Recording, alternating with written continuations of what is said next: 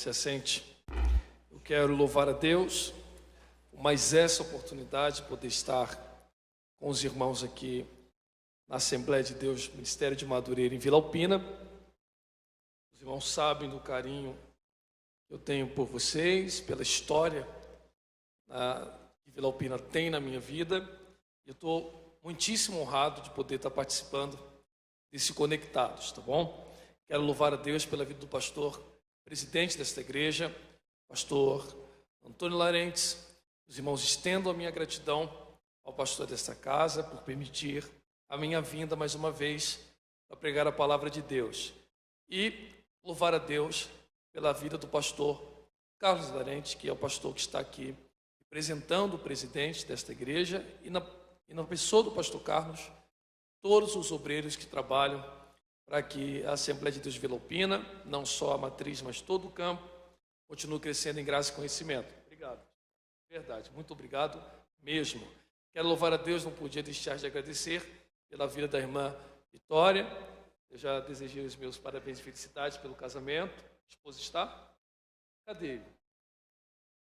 Está ali, ó. Deus abençoe a vida de vocês, tá bom? Sejam muito felizes. Obrigado pelo convite. A irmã Vitória, sempre educada, me faz. Louvar a Deus pela vida do pastor Ítalo. Que bênção, irmão. Que bênção. É muita unção para uma pessoa só. Tem que dividir isso. Deus abençoe. De verdade. Tá bom? Amados, faça como o pastor Antônio Larentes ensina os irmãos. Eu pedi para que vocês se assentassem em respeito às moças que estão de salto. Seria indelicado deixá-las de pé enquanto estou agradecendo, porque sei que machuca. Mas o pastor ensina que os irmãos precisam ficar em pé para ler o texto sagrado. Os irmãos, coloque-se de pé. Se ele permite, sentados, sentados. Se de pé, os que podem, todos, por favor, em pé. E abra sua Bíblia comigo no livro do Apocalipse, capítulo 2, versículo de número 12. Apocalipse 2, versículo 12. Quero agradecer também ao casal que foi me buscar lá no hotel. Me fugiu o nome. Gabriel e Karen. Que simpatia. Tá? Deus abençoe muito a vida de vocês. Obrigado mesmo, tá? Pela carona aí e o bom papo. Apocalipse 2, versículo 12 está escrito: E ao anjo da igreja em Pérgamo escreve: Estas coisas diz aquele que tem a espada afiada de 2 gumes. Eu conheço as tuas obras e onde tu habitas, onde Satanás está assentado, e tu retens meu nome e não negaste minha fé. Mesmo naqueles dias em que Antipas foi meu mártir fiel, e foi morto entre vós, onde Satanás habita. Mas eu tenho umas poucas coisas contra ti, porque tens aí os que sustentam a doutrina de Balaão, que ensinava Balaque a lançar uma pedra de tropeço diante dos filhos de Israel, para comerem coisas sacrificadas aos ídolos e para cometerem fornicação. Assim, também tens os que sustentam a doutrina dos nicolaítas, a qual eu odeio. Arrepende-te, senão eu virei a ti rapidamente e lutarei contra eles com a espada da minha boca. Se você puder e quiser, diga amém. Amém. Tome seu assento, por favor. Amados, eu tenho um ótimo tempo. Dentro desse tempo, vou respeitar e será o suficiente para nós meditarmos. Mas eu preciso aqui da sua paciência em especial esta noite. Vou me aproveitar que nós não estamos numa festividade, estamos num culto. E aí eu posso ser um pouco mais lento, mais devagar. Então eu criei aqui um pequeno esboço para tecer alguns comentários que considero importantes para antes de nós mergulharmos na proposta de Deus para nós. Então é necessário que durante alguns minutinhos eu vou aqui abusar da sua paciência, eu possa construir essa linha de raciocínio para que de uma forma mais clara possível possamos juntos aqui absorver a proposta de Deus para a nossa vida. Se você está disposto a ouvir, diga amém. Amém. Pois bem, amados, nós de fato consideramos o livro de Apocalipse, e não há dúvidas disso, como um livro profético, e de fato é. Mesmo que o consideremos profético, existe um trecho histórico nesse livro, que é exatamente o que nós lemos aqui esta noite, um pequeno parágrafo ou uma história, sobre a igreja de Pérgamo, que está vinculada a esse contexto histórico das 7 cartas direcionadas ao arco menor da Ásia, para as 7 igrejas que estão, uma em cada cidade destas. Eu creio que do livro de Apocalipse, de tantos trechos importantes, acredito que esse pedaço das cartas direcionadas ao arco menor da Ásia seja um dos textos mais conhecidos pelo seu uso muito frequente por nós cristãos. Dentre isso, algumas perguntas naturalmente podem serem feitas. Não que de fato sejam feitas, mas que há uma possibilidade de serem construídas. Dentre essas perguntas, a primeira, talvez, eu falo de uma experiência pessoal, ela é pautada sobre a seguinte reflexão: por que só 7 igrejas? Por que igrejas que nós consideramos importantes não estão vinculadas dentro desse contexto de cartas direcionadas a igrejas? Por que Cristo não fala, por exemplo, para uma carta direcionada a Filipos, que consideramos uma igreja importante, ou uma carta direcionada a Corinto, a qual Paulo passa aproximadamente 18 meses. Nós temos também a frequência, e ela é uma igreja apacentada por Apolo, e também nós temos os discípulos de Pedro, que visitam uma igreja que no seu início não tinha uma estrutura como a estrutura de Corinto, mas era a igreja de Roma, e os cultos praticados em lares, mas pela sua localização desfrutava de um ponto importante no seio do império. Por que Cristo não dirige cartas a essas igrejas? E talvez a mais conhecida por nós destas 7 seja Éfeso, dado que Paulo escreve uma epístola direcionada aos crentes que estão na cidade de Éfeso. Exceto Éfeso, nós não temos tanta proximidade assim no Novo Testamento com o restante destas cartas. Bom, nós não temos uma resposta objetiva para isto na Bíblia. Eu não consigo explicar aos irmãos uma razão pela qual Cristo se direciona apenas ao arco menor da Ásia. Nós não temos uma base bíblica para isso, então nós podemos levantar algumas hipóteses dessas bem consistentes.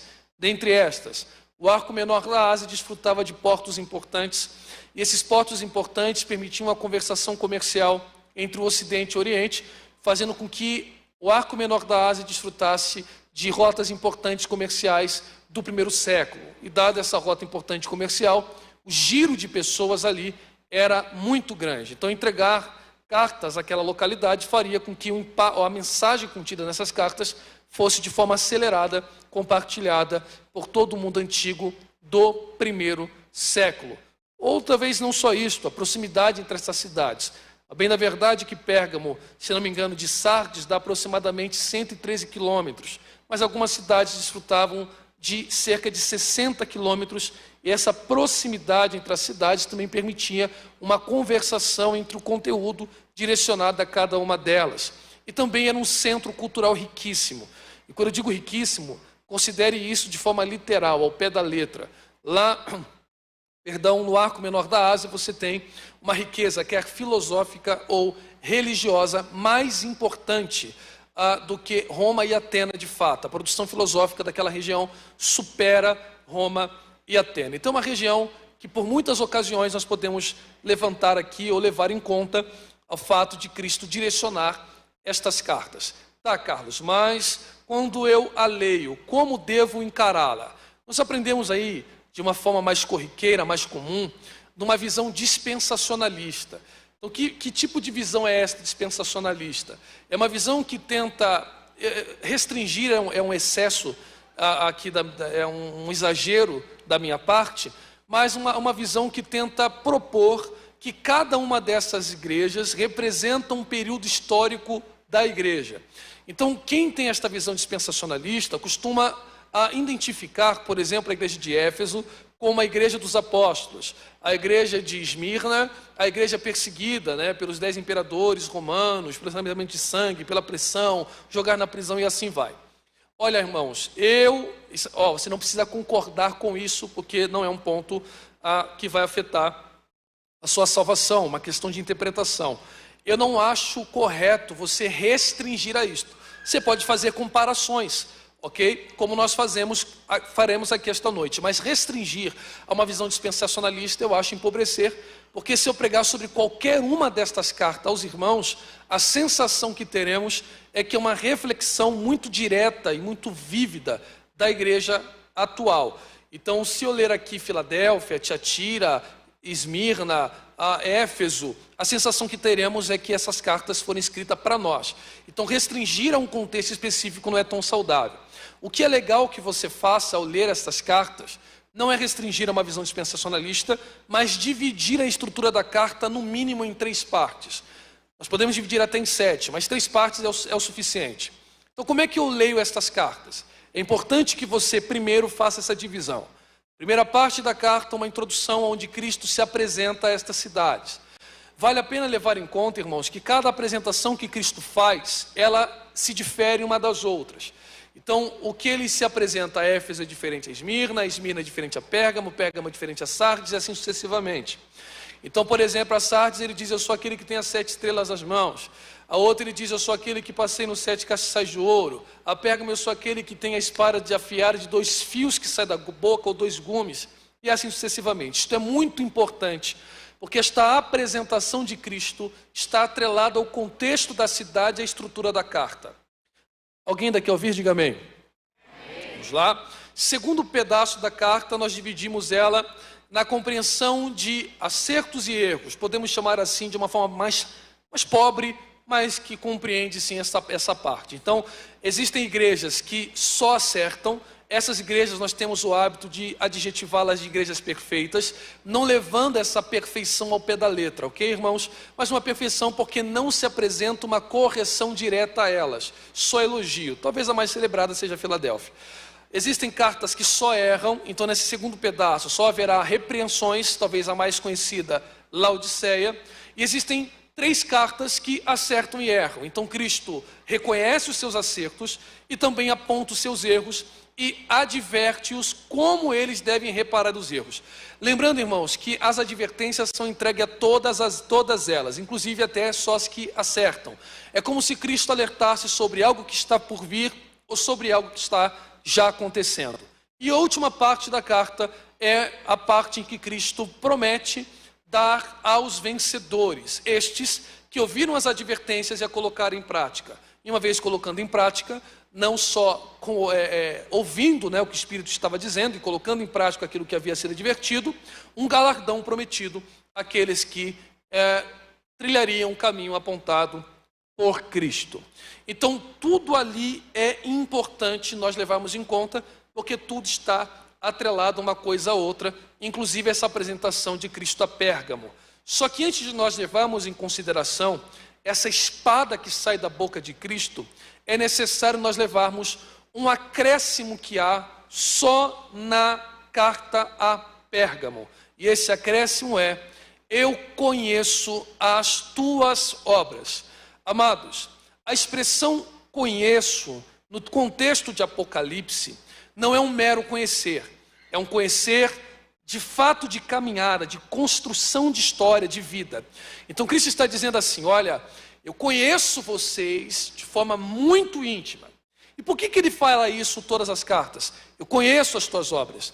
Porque ele se coloca na condição exclusiva de conhecê-los de forma muito aprofundada, de sugerir como reparar os erros e onde reconhecer os seus acertos. Só que para Pérgamo, não é só as obras que Cristo está levando em conta.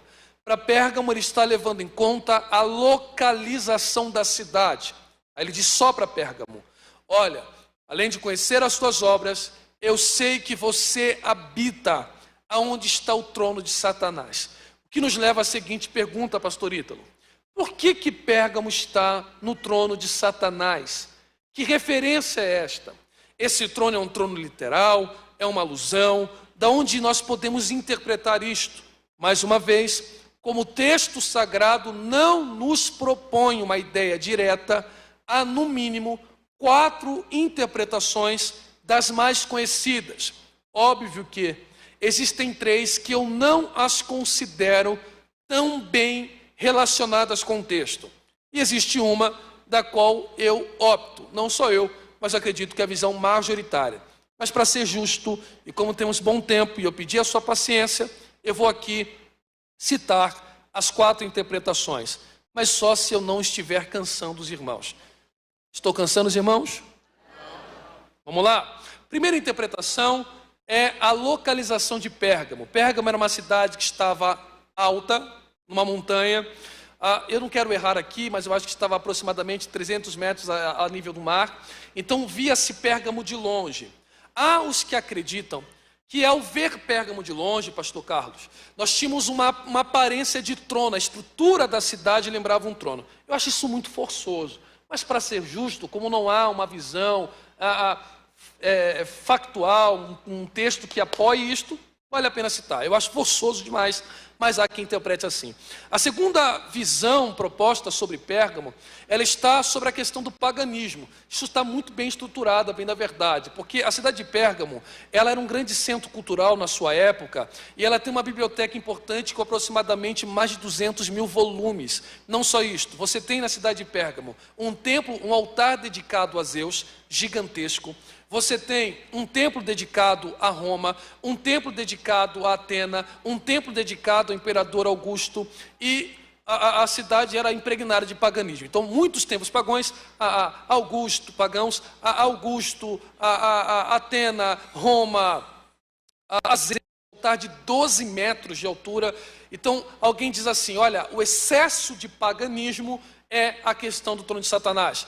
Eu não creio ser isto, mas é uma visão muito bem proposta. A terceira visão está colocada sobre os pés de Zeus. Então, nesse altar que você tem dedicado a Zeus de 12 metros de altura, as pernas do gigante tinham aspecto de serpente. E existia um deus adorado chamado de Asclépio, que o seu símbolo era em formato de serpente, que faz alusão direta, segundo os textos sagrados, ao diabo. Então, há alguém que interprete isto, também acha um pouco forçoso como a primeira interpretação, mas não é uma heresia. E por último, a qual eu acredito ser a correta, que está sobre o versículo que diz: a minha testemunha fiel Antipas, meu mártir. Primeira coisa que eu quero que você entenda é que nós não sabemos quem é Antipas. Nós temos uma herança de uma tradição oral da igreja que Antipas foi queimado em um touro de bronze, porque, eu vou explicar para os irmãos melhor, você tinha uma obrigação em Roma. Você deveria, no Império Romano, prestar culto ao imperador, exceto a religião judaica que tinha liberdade no Império. Mas para os judeus não praticarem um culto ao imperador, era imposto sobre eles um tributo. Então os judeus pagavam esse tributo e poderiam exercer a sua religião livre no Império sem prestar culto ao imperador.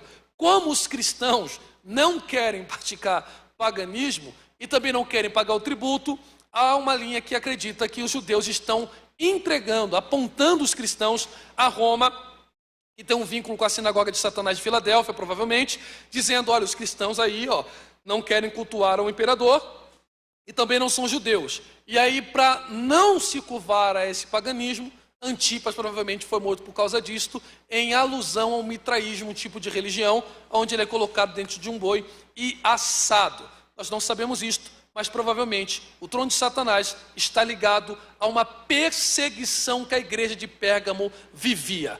Tá, Carlos, não é culto de ensino. Para que você está tomando esse caminho? Exatamente para o elogio. Então existe um reconhecimento de Cristo à igreja de Pérgamo, que é importante levarmos em consideração. E qual é esse ponto? Vocês são bons em sofrer pressão. Vocês aguentam. Vocês suportam, vocês são fortes, pancada de fora não machuca vocês, e vocês estão de parabéns, desde o tempo de Antipas, queimado em um boi, e vocês aí estão aguentando esta pressão do trono de Satanás, que faz alusão a isto. Só que, conforme você vai vendo Pérgamo se mostrando firme diante ao trono de Satanás, que provavelmente é essa perseguição romana, lembrando aos irmãos que a grande perseguição não havia se iniciado, ok? Mas foi um mártir ali importante, ao qual o próprio Cristo está dando testemunho. Ele diz, porém, tem alguma coisa contra ti. E o que é que você tem contra nós? Pelo mesmo lado que vocês acertam, existe um público no meio de vocês, não é todos vocês, mas no meio de vocês, que estão aderindo duas doutrinas a qual eu estou completamente irritado. A primeira doutrina são os nicolaítas. A segunda doutrina são a doutrina de Balaão. Eu odeio tanto isto, mas tanto isto, que eu vou dar um aviso a vocês. Qual é o aviso? Ou vocês param com isto, ou eu serei obrigado a vir contra vocês, com a espada que sai da minha boca, e eu vou combater. E quando eu combater, aquele que não ouvir o que eu estou dizendo, eu vou remover o candelabro. Percebeu? Existe alguma coisa em Pérgamo que está irritando Cristo ao ponto que está dizendo: não adianta segurar a pressão de fora se vocês não estão resolvendo os nicolaítas e os de Balaão. O que é os nicolaítas e o que são os de Balaão? Você não quer mais ouvir? Eu vou parar de pregar. Você está chateado. Quem é que quer ouvir ainda, diga glória a Deus. Pregar em igreja apacentada pelo pastor Antônio Larentes, irmão, é muito fácil de pregar, porque o povo gosta da palavra. Eu não estou dizendo isso porque você não está me dando atenção. É porque como a introdução está muito longa, que eu considero importante, eu sei que você trabalhou, correu o dia inteiro, estudou, está cansado. Então, se eu não tiver uma forma didática de não cansar a tua mente, eu vou te perder e aí não vai fazer sentido, tá bom? Mas não perca a paciência. Não dá para perder a paciência com um preto desse aqui, porque também, né? Lindo como eu, não... os invejosos se manifestam muito rápido. Vamos lá. Quem são os nicolaítas? Nós temos pouca informação sobre quem são os nicolaítas.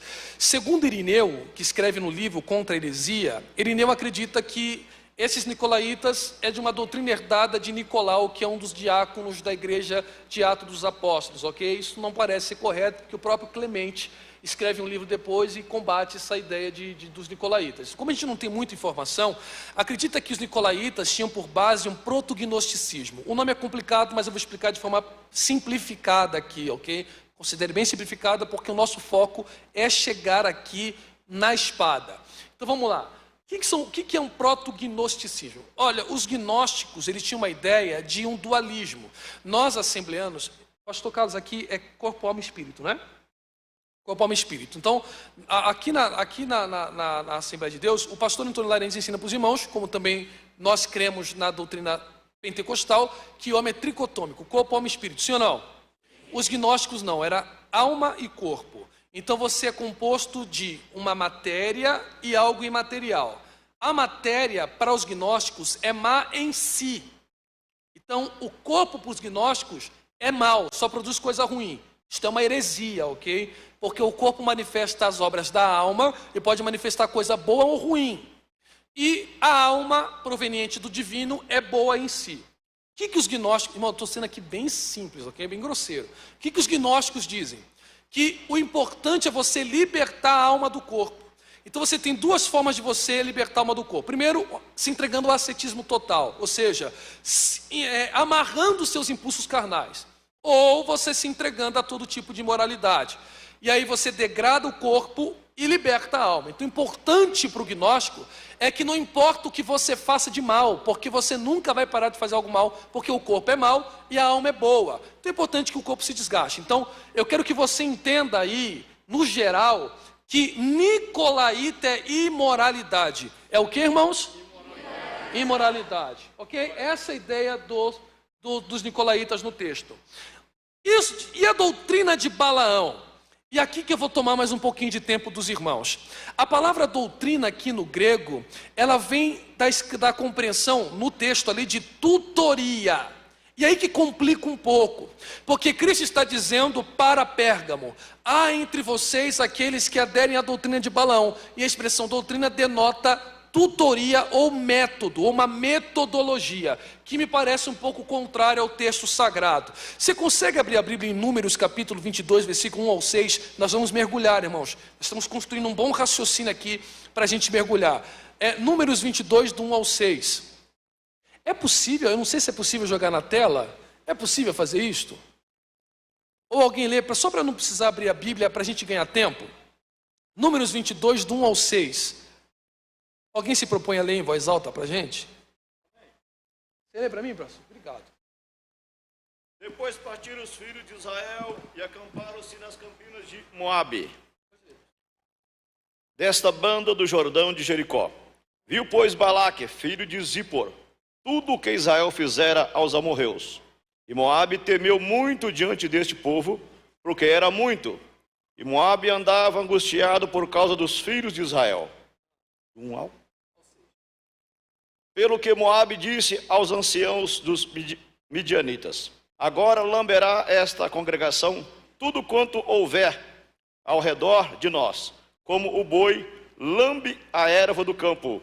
Naquele tempo, Balaque, filho de Zippor, era rei dos Moabitas. Este enviou mensageiros a Balaão, filho de Beor, a Petor, que está junto ao rio, na terra dos filhos de seu povo, e chamá-lo, dizendo: eis que um povo saiu do Egito, eis que cobre a face da terra, e parado está defronte de mim. Vem, pois, agora, rogo-te, amaldiçoe este povo, pois mais poderoso é do que eu, para ver se o poderei ferir e o lançarei fora da terra.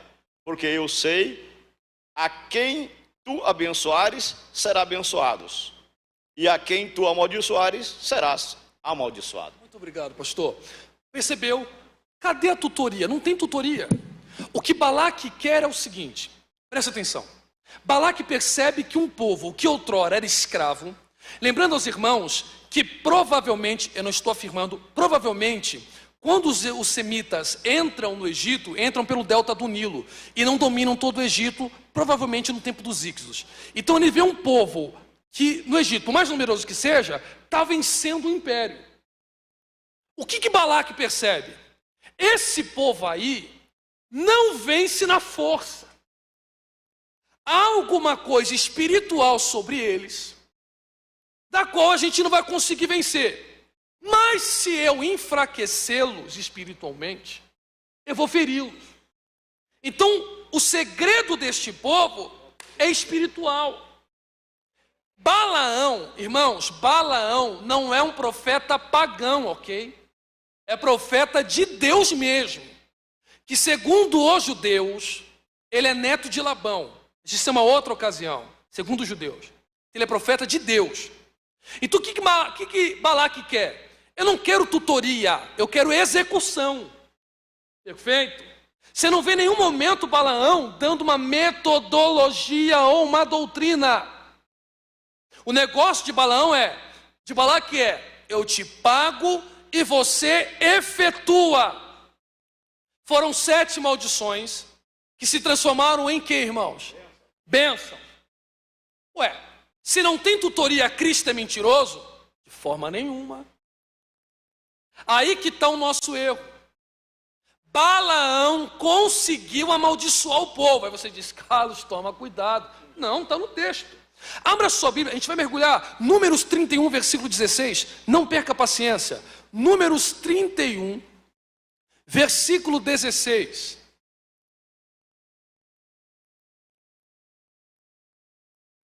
Olha o que está escrito. Eis que estas foram as que, por conselho de Balaão, deram ocasião aos filhos de Israel de prevaricar contra o Senhor no negócio de Peor. Isso é suficiente. O que aconteceu com Balaão? Ele recebe o dinheiro, pastor Carlos, e diz para Balaque, olha, eu vou profetizar o que Deus botar na minha boca. Como a maldição não dá certo, pastor, ele diz assim, olha, não deu certo amaldiçoar, porque contra este povo não dá para vencer de fora para dentro. Para ganhar eles, tem que ser de dentro para fora. E como eu conheço Deus, eu sei como desliga eles. Opa! Como? Aí Balaão dá uma mentoria. Qual é a mentoria? Eu quero 7 mulheres. Dentre elas, a mais célebre, Cosbe, filha de Balaque, Aí Balaão diz: manda para eles. E elas vão. Os príncipes da casa de cada tribo deitam-se com as mulheres. Até aí, segundo a lei de espólio de guerra, não há problema. O problema é que por meio da ação sexual, elas começam a puxar eles para o culto de Baal Peor. E quando eles vão para o culto de Baal Peor, Balaque nem precisa tirar a espada, o próprio Deus começa a matar o povo.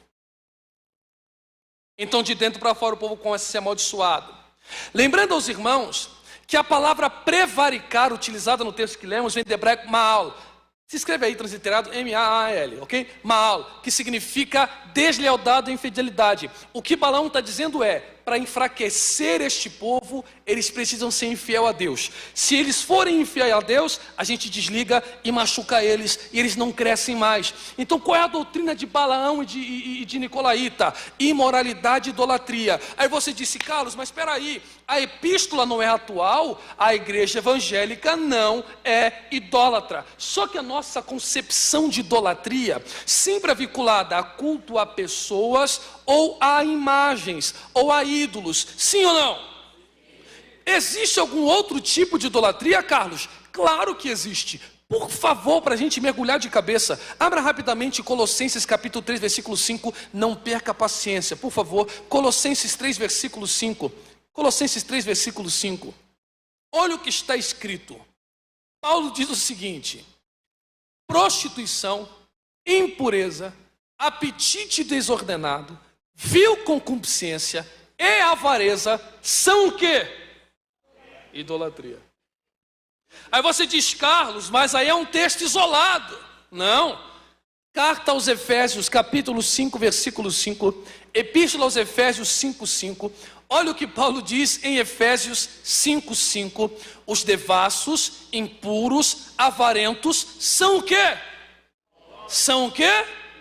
Aí você diz: ah, mas aí é só 2 versículos. Tá bom, eu te dou outro. Filipenses capítulo 3, versículo de número 19. O que é que Paulo diz aos Filipenses capítulo 3, versículo 19? Paulo diz que alguns dentre o povo de Deus faz do seu ventre o seu próprio ídolo. O que é que está acontecendo com Pérgamo? Pérgamo é uma igreja forte para fora, fraca do lado de dentro. Vou repetir para os irmãos: a igreja de Pérgamo é uma igreja que suporta a pancada do lado de fora, mas não suporta vencer do lado de dentro. Quando eu digo do lado de dentro, eu não digo instituição, eu digo indivíduos. O que Cristo está dizendo é: tem alguns dentre vocês que não conseguem se vencer, e como eles não se vencem, eu vou ser obrigado a visitar eles com a espada que sai da minha boca. Primeira questão: espada não sai da boca, espada anda na mão. Por que a espada sai da boca? E por que ele está dizendo para Pérgamo que tem uma espada e não uma lança? Porque em Pérgamo você tem a casa do procônsul romano, que era uma espécie de governador de província, que tinha poder quase ilimitado sobre os militares e poder também jurídico. E poder jurídico, o poder de juiz, o que significa dizer que o poder de justiça, o símbolo de justiça romano, é uma espada da Trácia de folha larga e afiada de 2 gumes. Então Cristo está dizendo para Pérgamo: não é um juiz humano que está falando com vocês, mas aquele que tem toda a justiça de Deus nas mãos. Opa, alguém está compreendendo?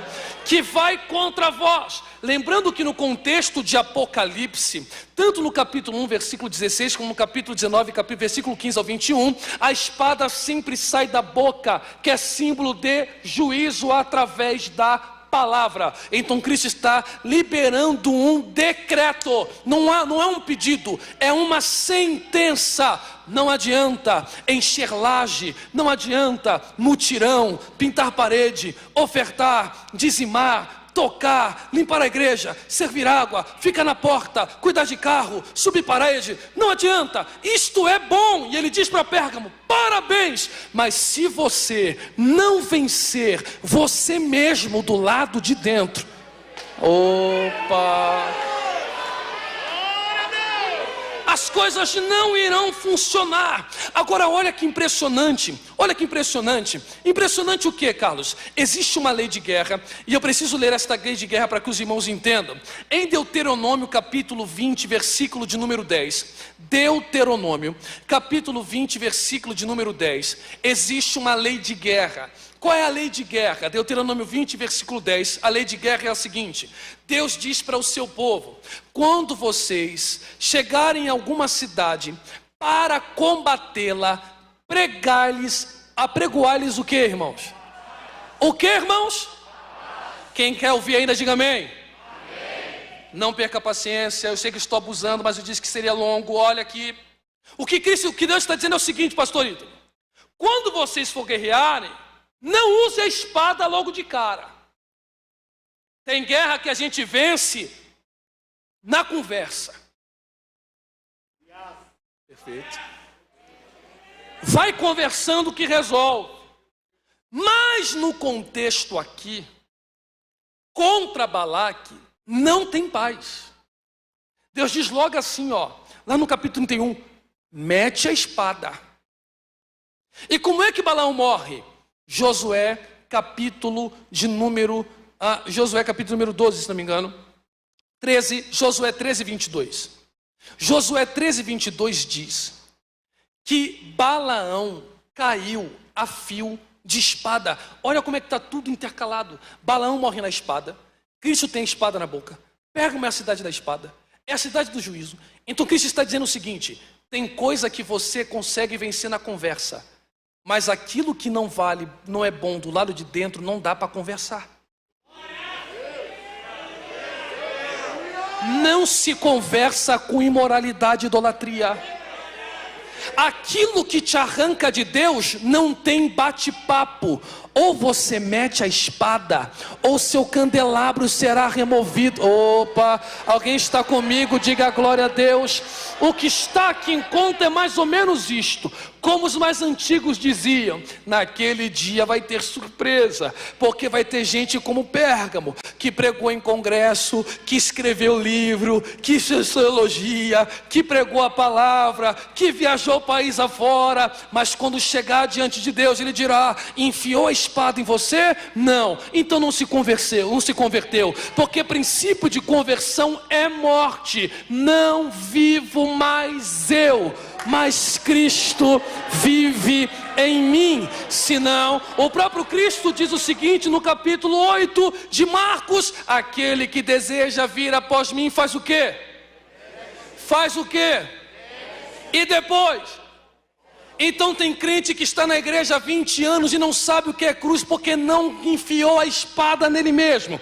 Então Pérgamo é Joabe. Por que Joabe? Porque Davi entendeu que não dá para viver promessa de Deus com Joabe vivo. Vou repetir para você guardar isso no seu coração, e agora a gente vai mergulhar. Não dá para viver as coisas de Deus com Joabe vivo. Por que não dá? Porque Davi quer dialogar com Joabe. Joabe é teimoso, pastor Ito. Ele diz para Joabe: senta, Joabe levanta. Ele diz: para, Joabe vai. Ele diz: vai, Joabe para. Ele diz: não mata, Joabe vai lá e enfia a espada. Ele diz: Joabe não fala, Joabe vai lá e fala. Ele diz assim: Joabe dá uma segurada, Joabe vai lá e peita. E por que ele é Pérgamo? Porque quem tomou a cidade de Jebus foi Joabe. Joabe é bom para obra. Se você falar para Joabe: vamos pintar a parede, ele vai lá e pinta. Tem que encher a laje da congregação tal, Joabe está lá cedo. Mas se você der uma ordem para Joabe, Joabe não sabe o que é conversa pacífica. Aí quando Davi vai morrer, ele diz para Salomão: Salomão, trono na igreja não é um cargo político, é uma separação divina. Então, como Deus tem um chamado com você, Salomão, eu quero que você vá bem. E para você ir bem com o chamado de Deus, enfia a espada nesse tal de Joabe. Se você não der glória a Deus, eu acho que você já se irritou comigo. Ué, mas Joabe não é teu amigo, Joabe não é teu parceiro, Davi? É, mas é teimoso. Perceba que Salomão já está governando aproximadamente 3 anos, segundo o texto do capítulo 2 do livro de 1 Reis, até o último versículo, onde Benaia mata Simei, se eu não me engano. O que está acontecendo no contexto é que para o povo Salomão já é rei, mas Deus está dizendo: se o seu Joabe está vivo, eu não te confirmo. Vou repetir para você. O povo olha e diz: como prega? E Deus está dizendo: não, ainda não está confirmado porque Joabe está vivo. O povo olha e diz: meu Deus, como canta? Aí Deus diz assim: canta bem, mas está com Joabe ainda vivo. Aí Salomão se lembra do pedido do pai e diz assim: olha, Benaia, vai lá em Joabe, porque eu quero viver as coisas de Deus, e eu preciso matar Joabe. Aí Benaia diz: para mim é mole. Ele pega a espada. Quando Joabe vê que vai morrer, ele corre para dentro do templo, pastor Carlos, apoia no chifre do altar e clama clemência como Adonias. Aí Benaia volta para Salomão e diz assim: Salomão, eu quero matar ele, mas ele não desgruda do altar. Aí Salomão diz: pois é, só tem um jeito de matar Joabe. Se não for no altar, as minhas inconstâncias não morrem. Se não for no altar, as minhas imoralidades não falecem. Se não for no altar, aquilo que me distancia de Deus não morre. Então quem não tem altar não consegue viver os projetos de Deus. Mas se cada jovem aqui olha aí, se cada jovem esta noite entender que canal no YouTube é importante, mas se teu Joabe estiver vivo, o teu candelabro vai ser removido. Mas se você sair daqui e entender que não é o canal que vai te levantar, que não é os seguidores que vai fazer você ser confirmado, mas é entrar no teu quarto, fechar a tua porta e enfiar a espada no teu Joabe. Quem está entendendo essa palavra, levante a tua mão mais alto que você puder e não baixe a sua mão. Mantenha a sua mão erguida, que eu quero profetizar. Eu sinto a presença do Espírito Santo. Levante a sua mão que eu quero profetizar. Em 2021, ainda estamos em fevereiro, e muitos jovens fizeram seus projetos. Existem jovens que entraram orando dizendo: Deus, eu quero passar no vestibular, eu quero cursar a USP, eu quero ser médico, eu quero uma casa própria, eu quero um carro bom. Tudo isto é lícito e Deus pode te dar, mas Deus está te dizendo este ano: não passe 2021 com teu Joabe vivo e com teu Balaão perturbando. Larga a tua espada, que é a palavra de Deus, crave ela na tua alma. Quem recebe esta palavra, 1 minuto de glória, se você sabe adorar a Ele. Só quem tem altar.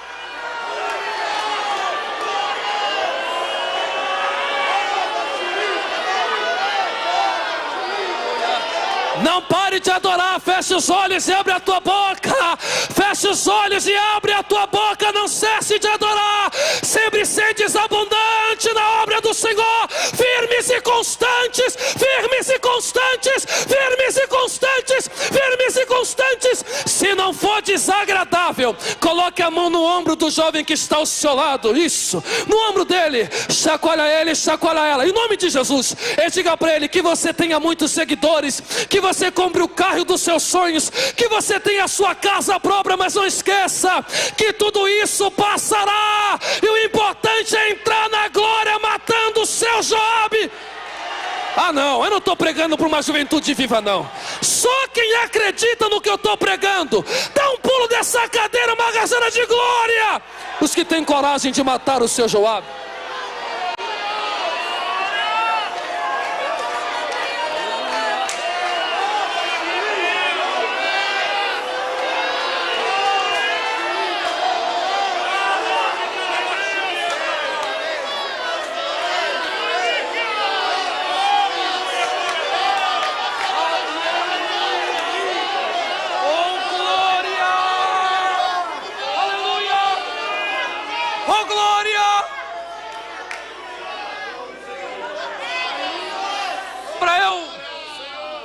Sabe o que é mais impressionante?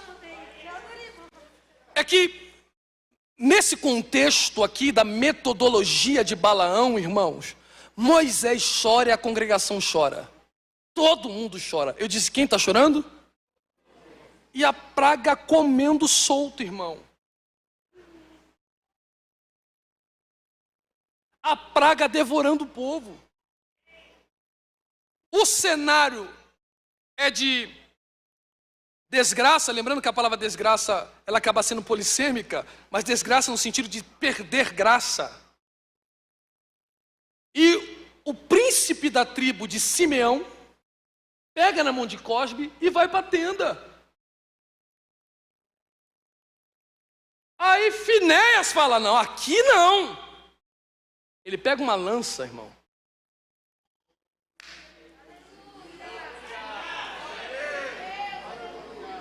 E diz, eu vou matar aquilo que está me trazendo praga. Irmão, olha a raiva desse camarada. Porque numa lançada só, ele vara os dois. Aí a praga para. Se tu não der um glória a Deus aqui, irmão.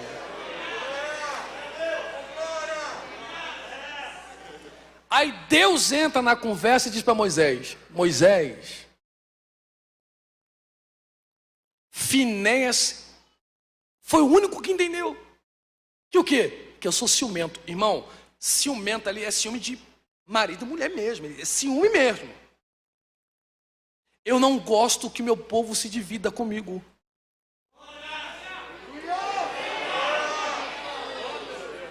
Meio termo eu vomito.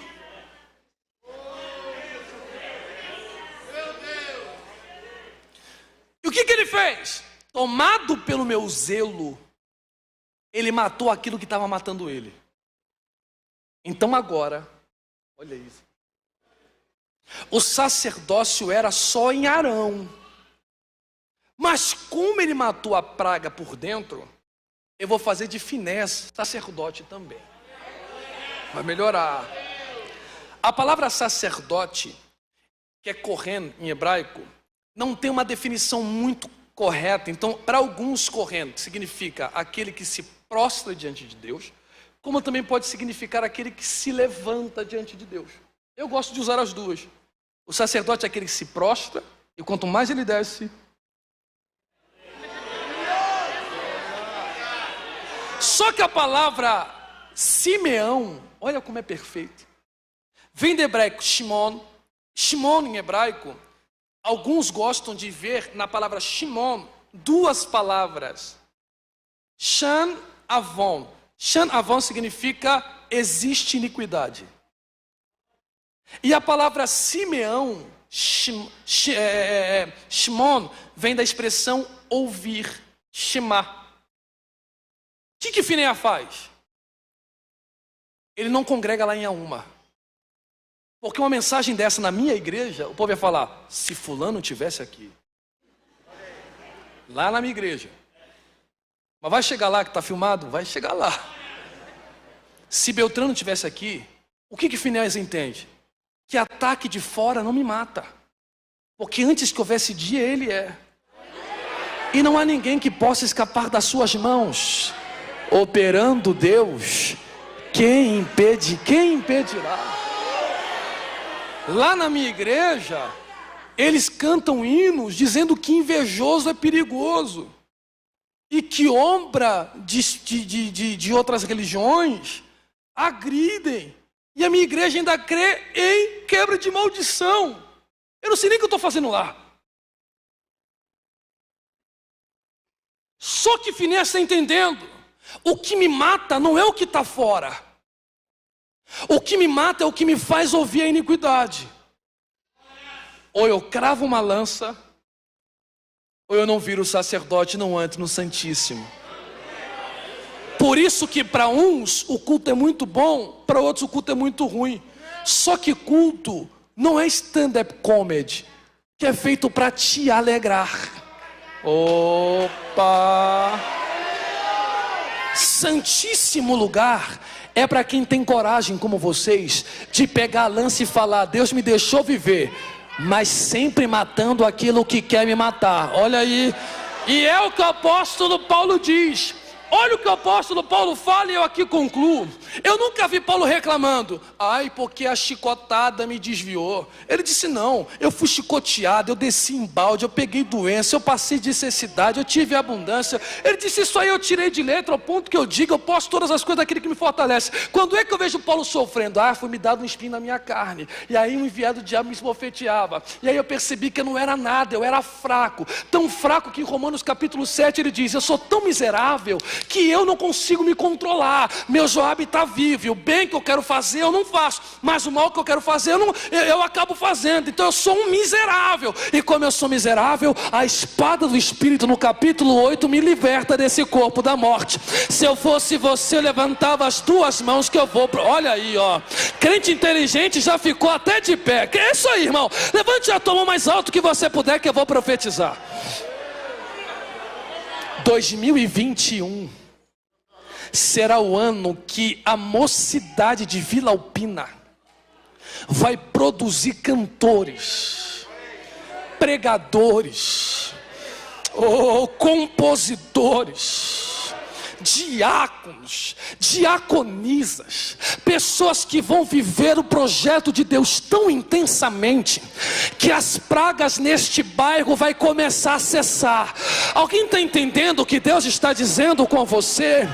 Deus está procurando alguém que tem coragem de se amarrar no altar e dizer: o problema não é o outro, o problema é em mim. Mata em mim o que não presta e faz em mim um vaso novo, e que não precise uma outra geração, que seja a geração da Alma de Cavalo de 2021, que vai mudar São Paulo, incendiar esta cidade. Só quem recebe e crê nisso, fica de pé comigo glorificando a Jesus se você crê. Diga para 3 pessoas, você tem coragem de matar o que te mata? Diga para ele.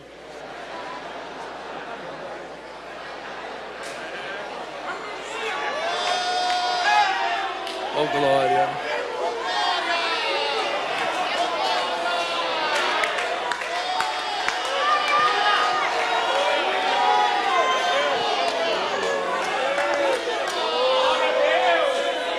Alguém sente a presença do dono da casa? Alguém sente?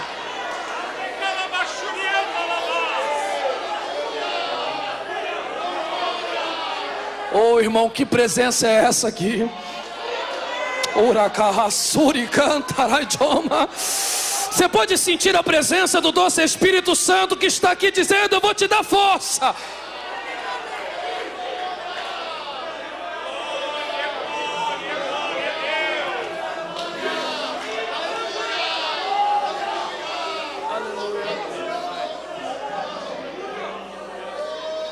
Não dá mais para dialogar com isso. Está na hora da gente enfiar a espada. Vou repetir esta frase: se você continuar dialogando, você vai perder a guerra, porque Balaão quer te praguejar inteiro. Deus está dizendo: é hoje, é agora.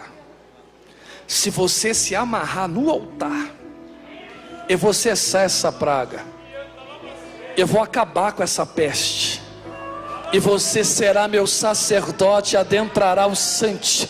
Tem alguém com coragem? Tem alguém com coragem? Dói, hein? Dói, mas é necessário. Feche seus olhos, por favor. Oh, aleluia. Aonde está o seu Joabe? Eu sei os meus, hein? Eu disse no plural mesmo. Eu sei os meus. A minha oração hoje é que Deus não dê força, porque querer eu sei que a gente quer. O que nos falta às vezes é coragem, mas a lança já está posta, a espada já está afiada. O que Deus não quer é que seu candelabro seja removido. Feche seus olhos, eu quero orar com você. Mas antes de orar, eu quero que você... Agora é só chamado, ok? Eu quero que você pense só no lado espiritual essa noite. A voz que Deus te deu não é sua. A inteligência que Ele te deu não é sua. Ele quer usar você como instrumento dele, como ele tem usado, e vai usar muito mais ao mar de cavalo. Eu disse ao pastor Carlos, está parecendo festa, num culto de jovem, a igreja está desse jeito. Isso é avivamento, irmãos. Compreende? E o diabo não vai estragar o projeto de Deus para essa mocidade. Não vai. Oh, Espírito Santo de Deus. Fecha os teus olhos aí. Eu vou fazer uma oração curtíssima. E o meu único pedido é que no término nela você adore. Eu não sei como você adora. Uns choram, outros gritam, outros dão aleluia, outros falam glória a Deus, outros pulam, outros caem de joelho. Eu não sei. Eu só quero que você se amarre no altar. Olha aí, ó, já começou. Eu só quero que você seja sincero com o Papai do Céu, porque Ele não expõe ninguém na rede social, pastorito. Ele trata, Ele cura, Ele não expõe, Ele não ridiculariza. Ele diz: vinde a mim os que estão cansados e sobrecarregados. Ele diz: ei Jeremias, desce na casa do oleiro para você ver como é que eu faço com Israel. Nem que eu desmonto, mas eu faço eles um vaso novo. Aí Paulo diz: é sobre os vasos de barro que tem excelência de glória dentro. Você acha que você é à toa? Você acha que você está aqui de bobeira? Você acha que você é só mais um? Você é uma arma na mão de Deus. Você está entendendo? Você é um instrumento poderoso na mão dele. E o diabo não vai botar a pata suja nesse propósito. Não vai! Senhor, aqui está o almo de cavalo, Senhor, como sempre esteve, fortes, firmes e vigilantes. O que nós te pedimos, Senhor, é que de fato as tuas mãos misericordiosas e de uma misericórdia infinita se estenda sobre Vila Alpina, Senhor, e abençoe estes jovens de uma forma poderosíssima ainda este ano que tem sido profetizado e diagnosticado como crise. Abra as portas para eles, dê mais inteligência e capacidade, que eles trilhem o caminho do sucesso e da bênção, que através do sucesso deles a família seja abençoada. Mas o que te peço, Senhor, é que na mão direita esteja a lança e na mão esquerda esteja a espada, e aonde eles pisarem os pés sejam um altar. Que eles façam como João Batista: quanto mais eles morrem, mais o Senhor aparece. Quanto mais eles se negam, mais a sua glória vai adiante. Abre as portas dos ministérios, que desça as tuas unções renovadoras e os teus dons de Espírito. Olha aí, olha aí, olha aí. Os ligados já estão recebendo e já estão mergulhados no Santíssimo Lugar. Em nome de Jesus, vai abrindo a tua boca e vai adorando, vai se amarrando no altar. Canta, pastor Ítalo, vai se amarrando no altar, do teu jeito, do teu jeitinho mesmo. Se entrega, se entrega, se entrega, se entrega. Meu Deus, olha o que o Papai do Céu está fazendo. Louvar-te é bem mais do que eu mereço. Adorar-te é mais profundo. Não cesse a tua adoração, adore com o pastor Ítalo, se entregue. Servir-te é tudo que eu espero. Diga a Deus: me faz um cristão melhor, me ajuda. O que mais quero é estar mais junto a ti. Olha aí, que coisa linda. Derramar perante ti os meus anseios. Bendito é o Senhor. A minha oferta nessa hora é a verdade, e te mostrar os meus pequenos sonhos. É muito forte, pastor. Ah, Senhor, como eu dependo de ti para me curar, para me ensinar. Se amarre no altar, se amarre no altar. O caminho que devo seguir. Diga a Deus: eu não vou mais dialogar com isso, eu não vou mais negociar. Podes me usar como tu bem queres. Eu abro meu coração. Eu estou vendo muitos jovens corajosos, pastor Ítalo, muitos jovens corajosos. Louvar-te é bem mais do que eu mereço. Essa letra é muito forte. Adorar-te é mais profundo do que eu pensei. Se amarre e diga: Deus, me ajuda. Servir-te é tudo. Eu reconheço, Senhor, as minhas fraquezas. Seja sincero como Paulo. O que eu mais quero é estar mais junto a ti. E uma voz do céu disse: Paulo, a minha graça te basta. Derramar perante ti os meus anseios. Porque meu poder se aperfeiçoa na tua fraqueza. Minha oferta nessa hora é o coração, é a sinceridade. E Paulo disse: quando eu penso que eu era fraco, e te mostrar na verdade eu sou forte. Maiores sonhos. Receba a graça de Deus na sua vida, moço e moça. Como eu dependo de Seja como Isaac, se amarre no altar de Deus. Para me ensinar o caminho que...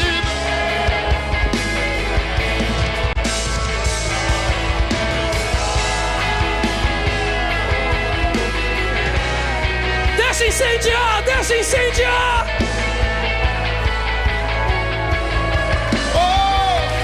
Para me curar, para me ensinar Deixa incendiar. o caminho que devo seguir. Podes me usar como tu bem quer. Não converse com Balaão, crava a espada nele. Pro meu coração.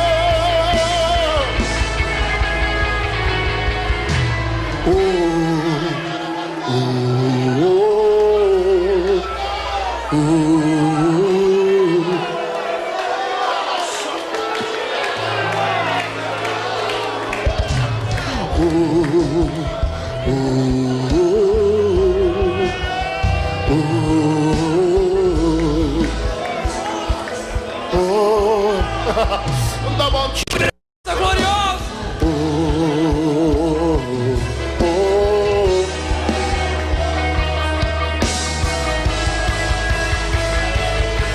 Para me curar, para me curar, para me ensinar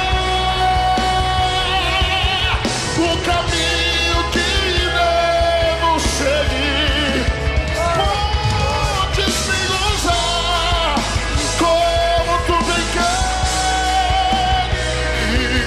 Eu abro meu coração para mim.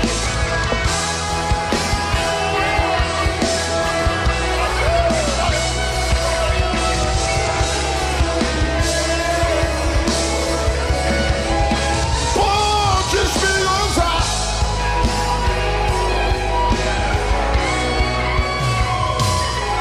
Eu abro meu. Tome seu assento por 1 minuto só, que eu quero fazer um convite especial.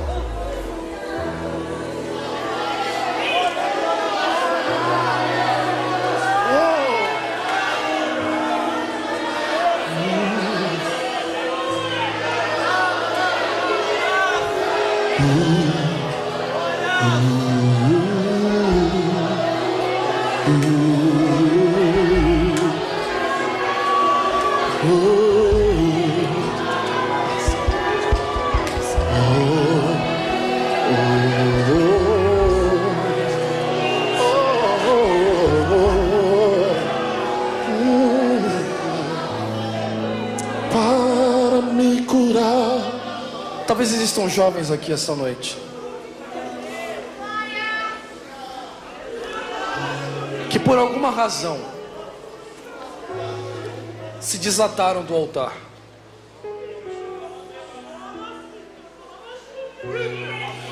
O que é extraordinário é que Cristo, vendo isto em Pérgamo, ele não sentencia de uma vez. Ele diz: dá para ser resolvido. O problema é que há um tempo para ser resolvido. Caso contrário, o candelabro será removido. Os nossos dias na terra passam como sombra. São 70 anos. Depois disso, enfado e cansaço. A vida é muito curta mediante a eternidade a ser vivida.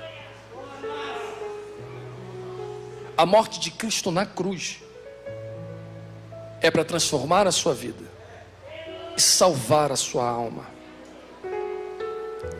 Até quando você vai querer dialogar com aquilo que te traz praga? Você sabe tanto disso que você veio aqui esta noite. E Deus está dizendo: eu quero fazer essa praga cessar. Isto que te mata por dentro precisa ter um ponto final. Eu lembro de um texto que as serpentes mordiam o povo de Deus. E Deus disse para Moisés: faz uma serpente de bronze que aponta para Cristo. E ao olhar para Cristo, o veneno da serpente será neutralizado. A praga vai cessar. Não há outro lugar para você direcionar a vida a não ser para aquele que neutraliza o veneno da serpente. O mais belo do Evangelho é que é gratuito. Já foi pago o grande preço. Aonde está a primeira vida esta noite, que está afastado e quer retornar para os caminhos de Deus? Me dê um sinal com a sua mão, só para eu identificar, e nós iremos orar pela sua vida. Temos uma vida ali, você pode glorificar a Jesus por isso? Onde está a segunda vida? Onde está a segunda vida? Aqui ninguém está para lhe condenar. Nós estamos para oferecer algo que nem nosso é, mas que Ele mandou ser oferecido. Onde está a segunda vida?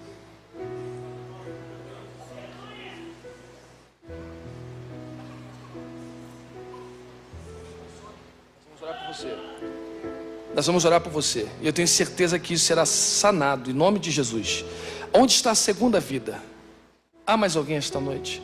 Carlos, eu nunca aceitei a Jesus. Você não sabe o que você está perdendo. Não há vida melhor do que viver para Cristo. Onde está a segunda vida?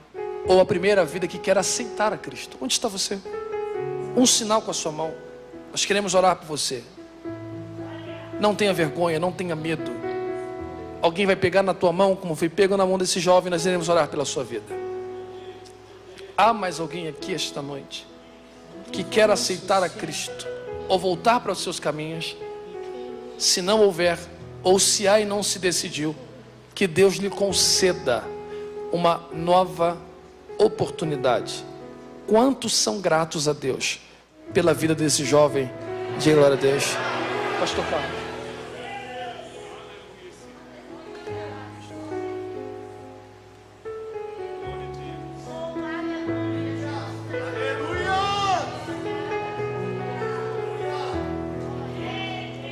Louvado seja Deus. A igreja se coloca em pé. Nós vamos estar orando para esse jovem que aceitou Jesus. Pedir para os 3 obreiros descerem aqui para estar orando por ele, pelas dificuldades dele. Nós sabemos que no mundo que nós vivemos as dificuldades são grandes, mas o Senhor é maior de todas as dificuldades. O que bastava na tua vida é dar um passo em sentido ao Senhor, e Ele cuidará de tudo. Tenha fé que você vai sair daqui com a tua vitória na mão. Amém? É Antônio, não é o nome dele? Seu nome é? Sérgio. Deixa os 3 obreiros aqui, por gentileza. A igreja estende sua mão para cá. Pastor Carlos França, faz a oração para esse jovem.